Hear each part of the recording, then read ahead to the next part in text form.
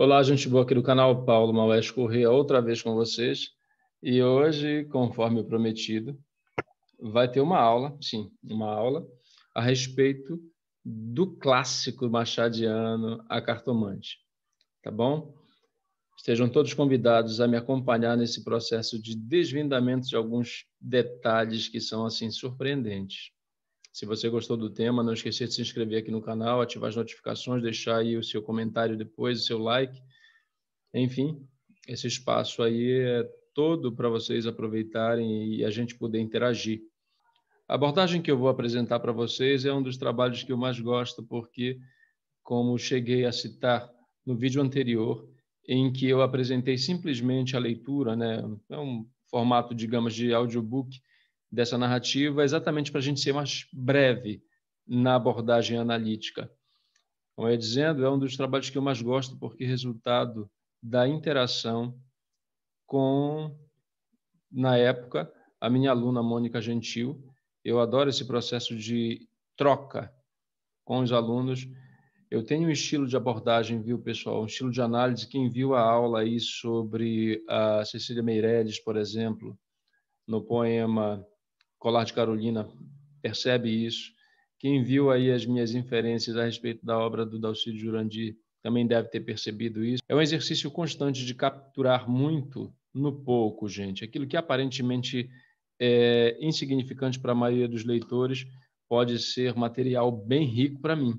E parte significativa dos insights que vocês vão ver agora é resultado desse processo de interação e de provocação, né, da minha aluna interessada. Aluna não, agora minha colega, né, faz muitos anos, aliás.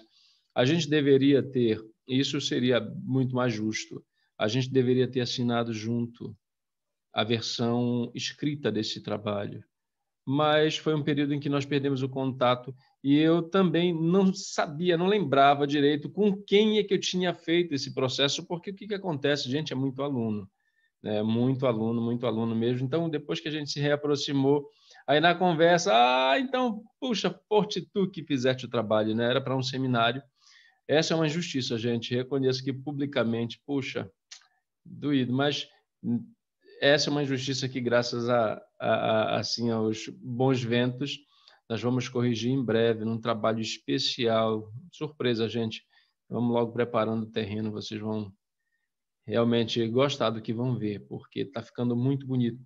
A Mônica e eu vamos assinar um trabalho, não vou dizer qual é, para não estragar a surpresa, né? Mas essa versão do...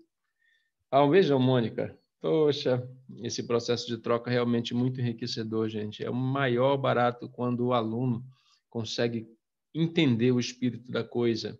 E a Mônica foi uma das primeiras alunas que pensaram esse mesmo exercício de ver que o detalhe é que é o mais bacana, tá bom? Isso tem sido patente aqui nas nossas conversas, durante as aulas que a gente compartilha, né? A gente faz junto durante os vídeos. A primeira versão dessa análise está publicada na revista Asas da Palavra, da UNAMA, dedicada ao Machado de Assis. E depois eu fiz esse livrinho aqui, gente, 7 ensaios sobre literatura, e eu incluí essa leitura do conto do Machado de Assis. Eu dei um título assim bem sugestivo, viu? A Cartomante, um título genial. Vocês já vão perceber por que o título é importante, tá bom? Essa genialidade do Machado de Assis, eu já disse isso num vídeo anterior, é notória, né? Na história da crítica literária, ela é marcada, por exemplo, neste livro aqui, A História da Literatura Brasileira, do José Veríssimo, né? O ápice dessa história da literatura é exatamente a obra do Machado de Assis. Depois, a Lúcia Miguel Pereira, também uma história da literatura brasileira, prosa de ficção, demarca essa genialidade do Machado em comparação com os seus contemporâneos. Eu não vou ler, viu, gente, as citações, é só para pontuar mesmo, tá bom? Para dizer que Machado é um gênio reconhecido. E, de modo mais, digamos, internacional, nesse livro aqui, cujo título já é sugestivo, Harold Bloom, livrão, gente. Aqui ele elenca os 100 escritores mais geniais da literatura ocidental, dentre eles, Machado de Assis. Tá bom? Nosso gênio. Então, 3 referências que realmente destacam essa genialidade desse escritor, que realmente, para fazer uma brincadeira com o nome dele, é muito afiado. Literalmente, literariamente. Então vamos, enquanto vocês aproveitam para se inscrever no canal, ao compartilhamento de tela. Eis aí Machado de Assis, né? A evocação da cartomante, a partir da capa de uma das edições em que o texto aparece isolado. É um livro só para ele e é merecido, viu, gente? É um livro maravilhoso. Vamos adiante. Machado de Assis, como vocês já sabem, dispensa apresentações. Eu não vou ficar falando da vida dele, de considerações a respeito da obra dele, que me interessa aqui é a Cartomante. Essa narrativa já foi apresentada, como eu citei anteriormente, em forma de audiobook. Quem tiver interesse, corre para o outro vídeo, antes de adentrar nesse, ou deixa para ver depois. Eu vou fazer uma síntese aqui, tá bom? Para você não ficar perdido e também para refrescar a memória daqueles que já leram faz tempo, tá bom? Esse é o início da narrativa, gente. Hamlet observa a Horácio que há mais coisas no céu e na terra do que sonha a nossa filosofia, tá bom? O Machado de Assis faz inúmeras referências a outros tantos autores, né? É um intertexto constante. Deixa eu contar rapidinho a história, gente, para situar a continuidade do nosso trabalho. Essa narrativa tem 3 personagens: Camilo, Rita e Vilela. Vilela e Camilo são amigos, Rita é esposa de Vilela. E depois ela se transforma em amante do Camilo. Aqui se configura de imediato um triângulo amoroso que eu vou abordar mais adiante. A narrativa começa em médias res. O que é isso? Ela começa pelo meio da ação. O Camilo começa repreendendo Rita pelo fato dela ter ido a cartomante. Ela estava um tanto quanto insegura em relação ao romance dos dois, e aí, porque ele havia se afastado. Então, o que ela fez? Foi a cartomante para saber o que estava acontecendo. Lá, a cartomante restituiu a tranquilidade ao espírito dela e ela contou para o Camilo a repreendeu, porque isso é uma superstição, esse negócio não tem fundamento algum. Tá? E aí, na continuidade, a gente descobre por que o Camilo havia se afastado de Rita e da casa dos amigos. É que ele vinha sendo ameaçado por cartas anônimas. Havia, assim, a ameaça de que, olha, o marido vai saber, todo mundo já sabe. E aí ele ficou com medo e se afastou. Como é que começa o relacionamento entre eles, relacionamento amoroso entre a Rita e o Camilo? O Camilo e o Vilela, como eu disse, eram amigos de infância. O Camilo era um tanto quanto imaturo, o Vilela levava a vida mais a sério, né? Tanto que estudou, se formou e foi trabalhar fora da corte, né? Em uma outra província, de onde ele se correspondia com o Camilo. E nessa outra província ele conheceu Rita. Acabou casando com a Rita e o Camilo sabia da existência da Rita por meio das cartas. Em certa ocasião, o Vilela veio de volta para a corte, para o Rio de Janeiro, e trouxe, evidentemente, a esposa. Feitas as apresentações, as amizades se estreitaram, né? Reestreitaram no caso de Vilela com Camilo e estreitaram no caso de Rita e Camilo. O que aconteceu foi o seguinte: houve o episódio da morte da mãe do Camilo. E o Vilela, como era um homem do direito, cuidou dos trâmites, né? Da papelada toda, do funeral, enquanto a Rita foi dar um apoio, digamos, emocional para o Camilo, e foi o suficiente para que surgisse um clima e os dois começaram, a despeito dos escrúpulos, a manter esse relacionamento extraconjugal. Nessa conversa que abriu a narrativa, os dois amantes deliberaram que seria o momento do Camilo voltar a se aproximar, para não levantar suspeitas, inclusive. E assim eles fizeram, né? E certa vez, o Camilo recebeu um bilhete do Vilela que dizia: vem já já à nossa casa. E aí ele ficou apavorado, né? Puxa, ele descobriu, vai me matar. Lembremos que nós estamos no século XIX, um momento em que era dado o direito de o sujeito lavar a sua honra com sangue. Que coisa, né, gente? Bom, passemos adiante. E aí ele ficou agoniado com aquilo, vem já já à nossa casa, puxa vida. E ele foi, pegou uma carruagem, né, um tilbury, e foi, mas no caminho teve um atravancamento na estrada, na rua, né? Na passagem, uma carroça quebrou e aí impediu que ele fosse o quanto antes para o seu destino, né? Mas ele ficou meio encucado, porque isso aconteceu perto da casa da dita cartomante. E aí, na hora do desespero, vocês já sabem como é que é, né? O camarada apela para tudo quanto é lado. E aí ele resolveu visitar a cartomante. Ele foi atendido pela cartomante, que evidentemente fez lá o seu trabalho, né? E disse que ele podia ficar sossegado, que nada aconteceria. Ele ficou tão agradecido, gente, que a consulta custava 2 contos, ele pagou 10, 5 vezes a mais.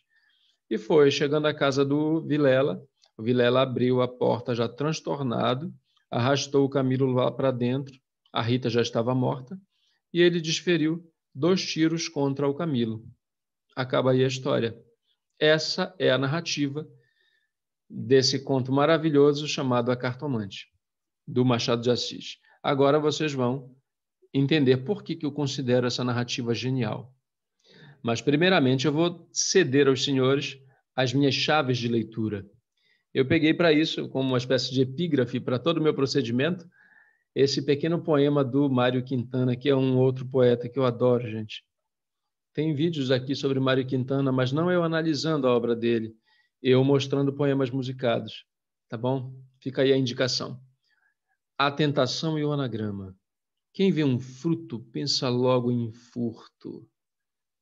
Anagrama, gente. Fruto, furto. Eu sofro dessa tentação do anagrama.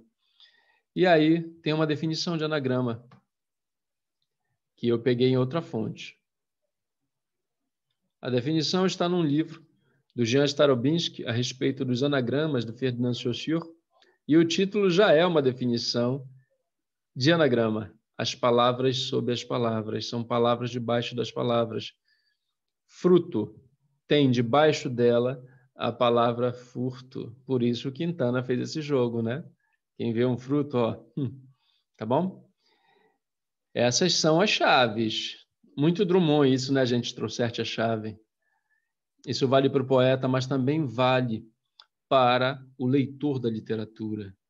Eu ando com um monte de chaves aqui, gente, um molho imenso de chaves e, evidentemente, precisaria de mais para poder abrir outros e outros tantos textos maravilhosos que nós temos. Aí eu coloquei essa chamada aí, né? A Cartomante, um título genial, retomando o título do meu artigo, né? E aí uma ilustração que reforça, na verdade, o que eu disse antes a respeito do triângulo amoroso. E aqui nós começamos, de fato, o nosso jogo, tendo em vista esse fruto, que é o conto do Machado de Assis, e o furto, que é a minha ação de roubar desse texto o que há de mais recôndito, né? O que há de mais escondido. Então, eu parto do princípio de que o que há de assim essencial na narrativa, no enredo da narrativa, está disposto primeiramente no título da obra, tá?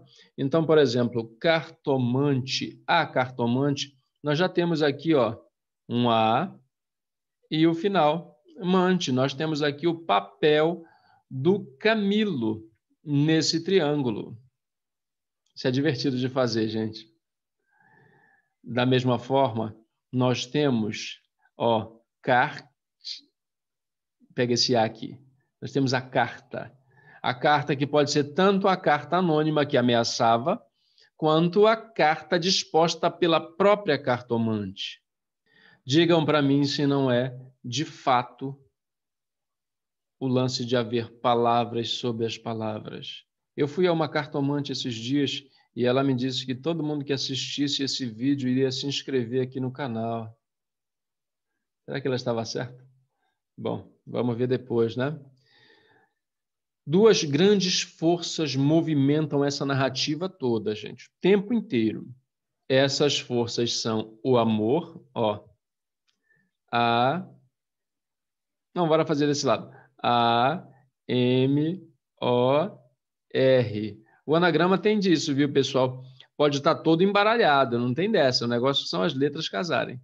Então, o amor é uma dessas forças que movem a narrativa, mas não a única.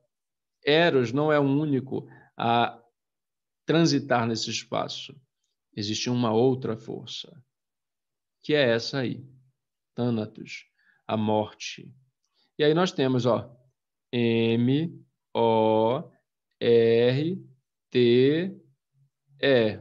Pode pegar de qualquer ponta, viu? O fato é que a morte está embutida nessa palavra cartomante. Já haviam pensado nessa possibilidade? Não só o título, gente, é chave para um entendimento mais aprofundado e diferente dessa narrativa, mas também os próprios nomes das personagens são, assim, um tópico fundamental. E é isso que a gente vai analisar na sequência. Aí estão os componentes desse triângulo amoroso, Camilo, Rita e Vilela. Eu repeti aí, gente, o título da obra, porque eu vou precisar para fazer um contraponto. Vocês já vão entender esse A e esse I que estão aí embaixo, tá bom? Bom, nós temos três personagens, Camilo, Rita e Vilela. Vocês vejam que eu coloquei com fundos diferentes e as letras estão em cores diferentes em virtude desse fundo, né? As letras que há em comum entre eles são o A e o I. Observem, em Camilo, em Rita e Vilela. Metonimicamente, é aquela história da parte pelo todo, esses personagens já estão sugeridos no próprio título. Olha lá. Primeiro A, segundo A, terceiro A. Evidentemente, tem um A que é intruso. Vocês já perceberam qual que é, né? Qual que é o A que se diferencia do par, né? Aqui nós temos, evidentemente, é o Camilo. Olha lá, Rita, Vilela, eles estão em compasso na colocação do A. Eles são um casal. O intruso é o amante. E isso aparece disposto no título, ó. Tem o A isolado. O outro A e o outro A estão juntos, na mesma composição. A outra letra que esses personagens têm em comum é a letra I. Não entendendo o A e o I aí embaixo, né? Vejam que, da mesma forma, Rita tem o I na primeira sílaba, Vilela, embora sejam 3 sílabas, mas ele possui também o I na primeira sílaba. Qual que é a conexão entre esse I e a leitura do texto? É porque esse I, gente, graficamente, ele representa um falo. É como se fosse... O falo é um conceito, gente, que remete a uma representação do pênis. Então, o I faz essas vezes, tá? No livro, no ensaio publicado, eu faço isso de modo mais detalhado e com outras associações, né? Mas aqui eu vou ser mais sucinto. Então, esse I fálico, gente, ilustra que tipo de conexões e tipo de relações há entre eles. Essas são relações mediadas pela sexualidade. Rita é esposa de um e amante do outro, tá? Tanto um quanto o outro se assemelham por conta dessa composição triádica, gente. 3 sílabas num, 3 sílabas no outro. Então, isso seria uma composição similar à do masculino, ao passo que Rita tem 2 sílabas somente. Eles são iguais, porém bem diferentes, no comportamento, inclusive. Tá bom? Leiam de novo ou escutem de novo a narrativa que vocês vão perceber como eles são pintados de modo bem distinto. Observem que são detalhes que, para a maioria das pessoas, passam em branco, né? Mas não acabou por aqui, gente. Eu quero mostrar uma insistência, né? Eu falei tanto em triângulo amoroso, 3 sílabas, e 3, e 3, e 3. Na verdade, o 3 é uma insistência nesse conto. Olha, eu selecionei aí os fragmentos em que o 3 aparece. Vilela, Camilo e Rita. 3 nomes, uma aventura e nenhuma explicação das origens. Isso aí é antes do flashback, né, gente? Outra citação. Uniram-se os 3. Convivência trouxe intimidade, aí depois vocês já sabem o que aconteceu.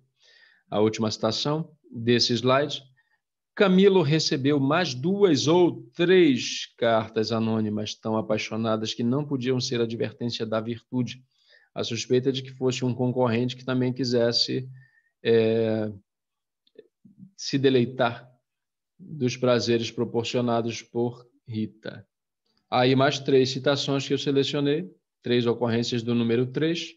Não aparecendo ninguém, teve a ideia de descer. Aí quando ele estava batendo na porta da cartomante, e aí na primeira tentativa ninguém respondeu. Mas era tarde, a curiosidade fustigava-lhe o sangue, as fontes latejavam-lhe, ele tornou a bater 1, 2, 3 pancadas. Tá vendo? E aí a cartomante o atendeu, recebeu e voltou 3 cartas sobre a mesa. Na última citação, a cartomante não sorriu, disse-lhe só que esperasse.